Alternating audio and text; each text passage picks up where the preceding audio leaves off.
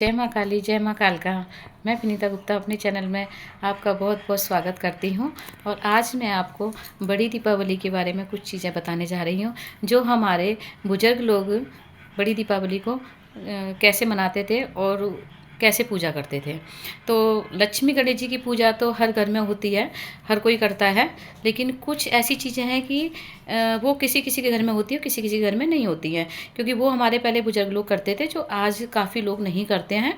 तो उसी के बारे में मैं बताने वाली हूँ कि आपने क्या करना है। कि सारी चीज़ें पूजा मैं नहीं बताऊंगी, क्योंकि मैं पहले वीडियो में बता चुकी हूँ कि लक्ष्मी गणेश जी की पूजन कैसे होता है। इसलिए मैं सिर्फ आज आपको कुछ चीज़ों के बारे में बताऊंगी, दिए वगैरह के बारे में। ठीक है, तो आपने क्या करना है कि आपने 2 दिए लेने हैं। एक सरसों के तेल का बनाना है और एक आपने घी का बनाना है। घी का दीवा आप 1 बत्ती का भी बना सकते हो और 4 बत्ती का भी बना सकते हो, घी वाला। क्योंकि जो घी का दीवा होता है वो महालक्ष्मी का होता है, और जो तेल का होता है वो दिवाली के नाम का होता है। दिवाली एक अलग चीज़ है और दिवाली पे पूजा करना महालक्ष्मी एक अलग है। ठीक है, तो आपने क्या करना है कि सबसे पहले आपने जो सिंदूर होता है, हनुमान जी पे जो चढ़ाते हैं सिंदूर, उस सिंदूर में थोड़ा सा घी डाल के उसका पेस्ट बनाना है। और उसके बाद में उसको किसी भी कॉटन में मतलब किसी भी तिल्ली में कॉटन वगैरह लगा के उससे आपने जहाँ पे लक्ष्मी गणेश जी रखे हैं उसके ऊपर अगर जगह है तो भी ठीक है, और आसपास है तो भी ठीक है। क्या करना है, आपने एक स्वास्तिक बनाना है, सतिया जिसको बोलते हैं। ठीक है, और आपने एक पान का पत्ता लेना है। जब स्वास्तिक बनाओगे और एक तरफ आपने शुभ लिखना है और दूसरी तरफ आपने लाभ लिखना है। बीच में आप दीपावली भी लिख सकते हो या दिवाली भी लिख सकते हो। ठीक है ना। तो ये हमारा दिवाली का मंदिर एक तरह से होता है। पहले तो लोग दीपावली पे एक एक 2-2 महीने से पहले से ही लोग उसमें कलर वगैरह बनना शुरू कर देते थे, बनाना शुरू कर देते थे। लेकिन अब इतना पॉसिबल नहीं है कि इतना टाइम दे सकें। और आजकल मार्केट में पोस्टर वगैरह भी आते हैं, तो ज़्यादातर लोग वही लेके आते हैं और वही लगाते हैं। लेकिन दिवाली अलग से नहीं बनाते हैं, जो कि बनानी चाहिए, क्योंकि सिर्फ लक्ष्मी गणेश जी रखते हैं, उनका पूजन करते हैं। लेकिन दिवाली की का भी पूजन होता है। तो वो कैसे करना है, आपने कि एक पान का पत्ता लेना है और वो जहाँ पे आपने स्वास्तिक बनाया था उस पान के पत्ते को आपको चिपका देना है। तो जो पान का पत्ता है उसका जो मतलब डंडी होती है वो नीचे की तरफ आएगी, और जो उसकी ऊपर चोंच होती है वो ऊपर की तरफ आएगी। उस तरीके से आपने चिपकाना है। ठीक है, और उसके बाद में उसके ऊपर आप या तो चांदी का सिक्का है तो वो आप चिपका सकते हो, और अगर चांदी का नहीं है तो आप वैसे कॉइन भी उसके ऊपर चिपका सकते हो। ठीक है, फिर आपने जैसे लक्ष्मी गणेश जी के पूजन करा था वैसे ही आपने उस पान के पत्ते पे जो लक्ष्मी गणेश जी की जो चांदी का सिक्का है या कॉइन है, आपने उस पर भी पूजन करना है, दिवाली का समझ के कि ये हमारी दिवाली है। क्योंकि जो हमारे बुजुर्ग लोग होते थे वो सिर्फ इतना ही बनाते थे कि अगर घर पे जैसे कोई बिजी है, बड़ी दीपावली नहीं बना पाते, तो वो ये ज़रूर बनाते थे।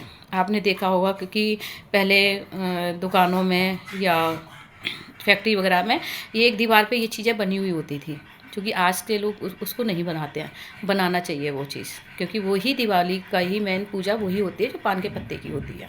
ठीक है, आपने वो करा और ये हमारी दिवाली की पूजा हो गई। ठीक है, और जो आपने 2 दीवे जलाए हैं, वैसे विधान है कि 2 दीवे आप लक्ष्मी जी के एक लक्ष्मी जी के नाम का और एक दिवाली के नाम का जलाते हैं, और 5 दीवे अलग से जलाते हैं, जो कि रोज़ कंटिन्यू 5 दीवे धनतेरस से जलाना शुरू कर देते हैं। वो 5 दीवे अलग जलेंगे आपके। फिर आपने 27 दीवे जलाने हैं, कम से कम 27 दीवे होने चाहिए। ये नहीं कि 11 या 21 नहीं, 27 दीवे जलाने हैं।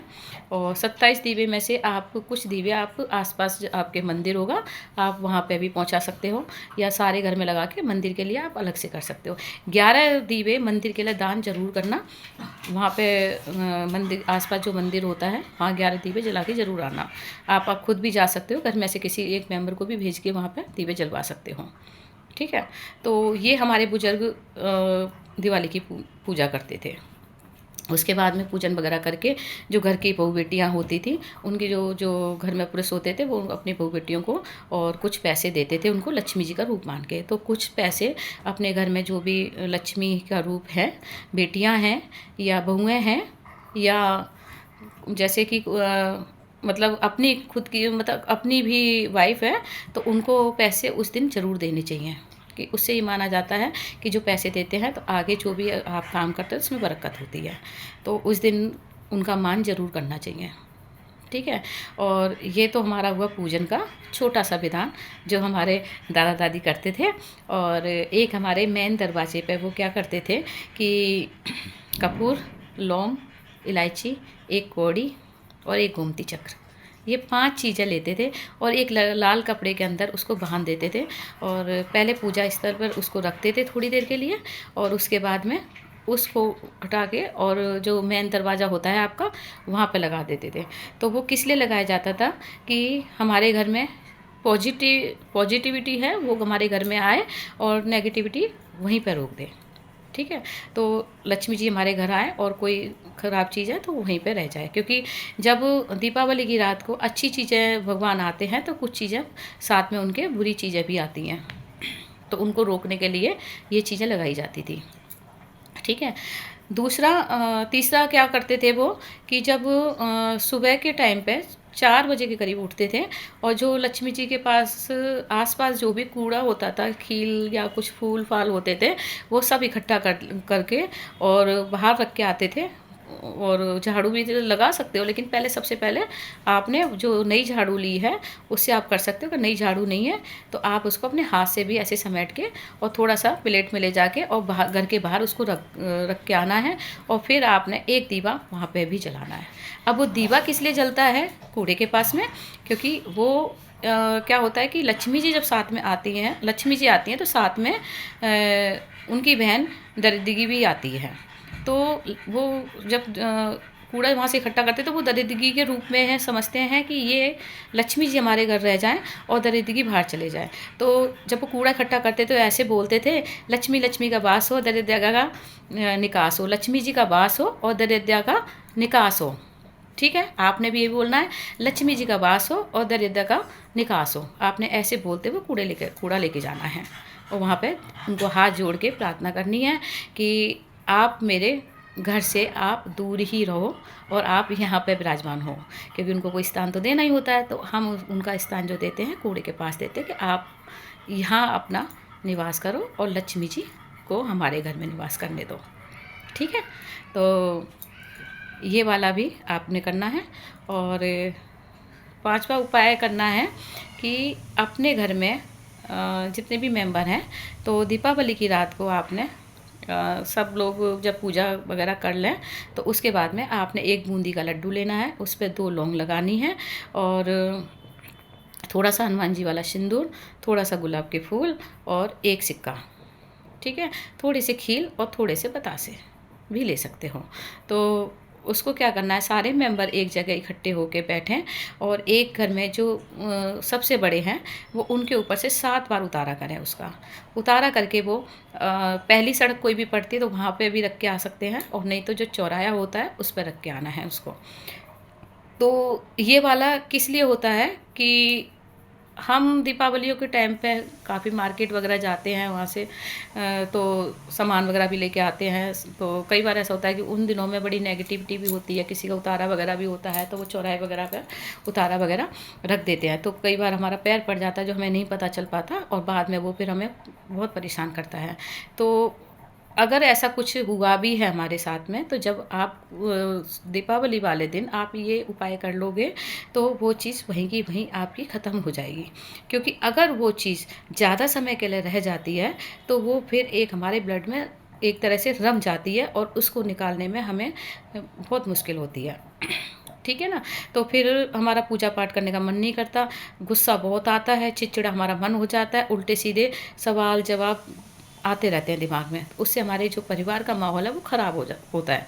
तो इसलिए जैसी अगर वो चीज़ कोई भी चीज़ आपके ऊपर ऐसा कुछ हुआ है, पैर पड़ा है, तो आप उसी टाइम कर दोगे तो वो सब चीज़ें आपके साथ में नहीं होंगी और वो चीज़ें जल्दी से भी ख़त्म हो जाती है। ठीक है। तो आपने ये वाला भी काम करना है।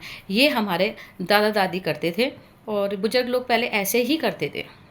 उनके पास इतना धन नहीं होता था कि वो बहुत सारी मार्केट से चीज़ें लेके आएँ और फिर ये पूजा वो पूजा। समय भी नहीं होता था, आपको पता ही है, पहले के लोगों पे समय भी इतना नहीं होता था और ना इतना पैसा होता था कि बहुत सारा अठम-सठम तो काम करें। तो वो ये पूजा करते थे और इसी से उनके लिए घर में सुख शांति बनी रहती थी। तो आप भी अपने बुज़ुर्गों की बातों को ध्यान से ज़रूर सुनो और जो उनकी पूजा है उनको ज़रूर करो। आप नई-नई पूजा कर सकते हो, नई चीज़ें कर सकते हो, आगे पूजा बढ़ा सकते हो, उसमें कोई वो नहीं है।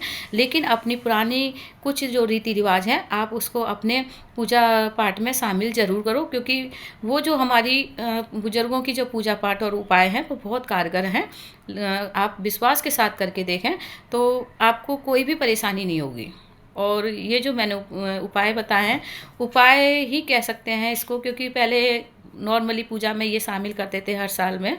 तो हम लोग सोचते थे कि पूजा ऐसे ही होती है, लेकिन ये वाक़ई में उपाय होते थे। क्योंकि आज उपाय में वो जो उतारा होता है उसमें काफ़ी सारी चीज़ें बता देते हैं लोग, ये करना वो करना, लेकिन पहले छोटे से ही हो जाता था। ठीक है ना? तो आप लोग ज़रूर करना। और मेरा अगर चैनल आपको पसंद है तो आप लाइक सब्सक्राइब ज़रूर करना। और कोई भी बात आपको पूछनी है तो आप कमेंट में लिख सकते हो। मेरा मोबाइल नंबर है 9599033249। ठीक है? और हैप्पी दीपावली। आपके घर में बहुत सारी खुशियाँ आएँ और बहुत सारी माँ लक्ष्मी की कृपा हो। तो इसी शुभकामना के साथ में जय माँ लक्ष्मी, जय माँ काली।